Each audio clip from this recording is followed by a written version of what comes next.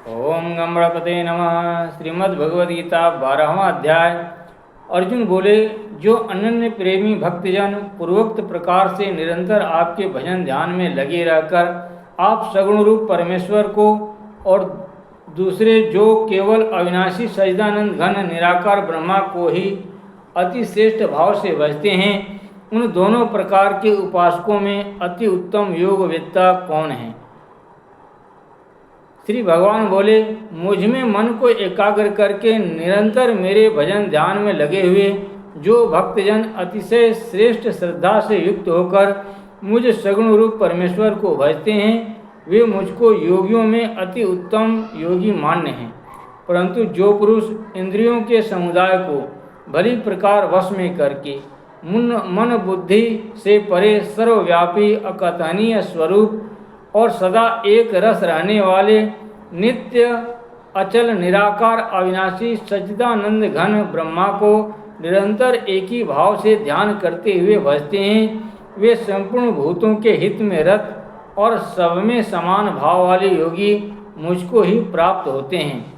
उन सच्चिदानंद घन निराकार ब्रह्मा में आसक्त चित्त वाले पुरुषों के साधन में परिश्रम विशेष है, क्योंकि देहाभिमानियों के द्वारा अव्यक्त विषयक गति दुख पूर्वक प्राप्त की जाती है। परंतु जो मेरे परायण रहने वाले भक्तजन संपूर्ण कर्मों को मुझ में अर्पण करके मुझ सगुण रूप परमेश्वर को ही अनन्य भक्ति योग से निरंतर चिंतन करते हुए भजते हैं, हे अर्जुन, उन मुझ में चित्त लगाने वाले प्रेमी भक्तों का मैं शीघ्र ही मृत्यु रूप संसार समुद्र से उद्धार करने वाला होता हूँ। मुझ में मन को लगा और मुझ में ही बुद्धि को लगा, इसके उपरांत तू मुझ में ही निवास करेगा, इसमें कुछ भी संशय नहीं है। यदि तू मन को मुझ में अचल स्थापन करने के लिए समर्थ नहीं है तो हे अर्जुन, अभ्यास रूप योग के द्वारा मुझको प्राप्त होने के लिए इच्छा कर। यदि तू उपयुक्त अभ्यास में भी असमर्थ है तो केवल मेरे लिए कर्म करने के ही परायण हो जा। इस प्रकार मेरे निमित्त कर्मों को करता हुआ भी मेरी प्राप्ति रूप सिद्धि को ही प्राप्त होगा। यदि मेरी प्राप्ति रूप योग के आश्रित होकर उपयुक्त साधन को करने में भी तू असमर्थ है तो मन बुद्धि आदि पर विजय प्राप्त करने वाला होकर सब कर्मों के फल का त्याग कर मर्म को न जानकर किए हुए अभ्यास से ज्ञान श्रेष्ठ है, ज्ञान से मुझ परमेश्वर के स्वरूप का ध्यान श्रेष्ठ है और ध्यान से भी सब कर्मों के फल का त्याग श्रेष्ठ है, क्योंकि त्याग से तत्काल ही परम शांति होती है। जो पुरुष सब भूतों में द्वेष भाव से रहित, स्वार्थ रहित, सबका प्रेमी और हेतु रहित दयालु है तथा ममता से रहित, अहंकार से रहित, सुख दुखों की प्राप्ति में सम और क्षमावान है, अर्थात अपराध करने वालों को भी अभय देने वाला है, तथा जो योगी निरंतर संतुष्ट है, मन इंद्रियों सहित शरीर को वश में किए हुए है और मुझ में दृढ़ निश्चय वाला है, वह मुझ में अर्पण किए हुए मन बुद्धि वाला मेरा भक्त मुझको प्रिय है।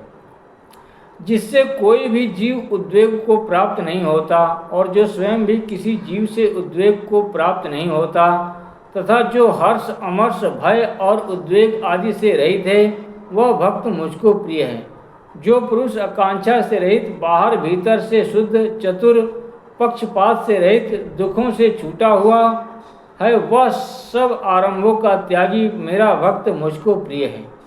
जो न कभी हर्षित होता है, न द्वेष करता है, न शोक करता है, न कामना करता है, तथा जो शुभ और अशुभ संपूर्ण कर्मों का त्यागी है, वह भक्ति युक्त पुरुष मुझको प्रिय है। जो शत्रु मित्र में और मान अपमान में सम है तथा सर्दी गर्मी और सुख दुख आदि द्वंद्वों में सम है और आसक्ति से रहित है। जो निंदा स्तुति को समान समझने वाला, मननशील और जिस किसी प्रकार से भी शरीर का निर्वाह होने में सदा ही संतुष्ट है और रहने के स्थान में ममता और आसक्ति से रहित है, वह स्थिर बुद्धि भक्तिमान पुरुष मुझको प्रिय है। परंतु जो श्रद्धायुक्त पुरुष मेरे परायण होकर इस ऊपर कहे हुए धर्म में अमृत को निष्काम प्रेम भाव से सेवन करते हैं, वे भक्त मुझको अतिशय प्रिय हैं। ओम तत्सदिति श्रीमद्भगवद्गीता उपनिषत्सु ब्रह्मा विद्यायां योगशास्त्रे श्रीकृष्णार्जुन संवादे भक्ति योगो नाम द्वादशो अध्यायः। ओम नमः शिवाय। जय मां राधा, जय मां राधा, जय मां राधा।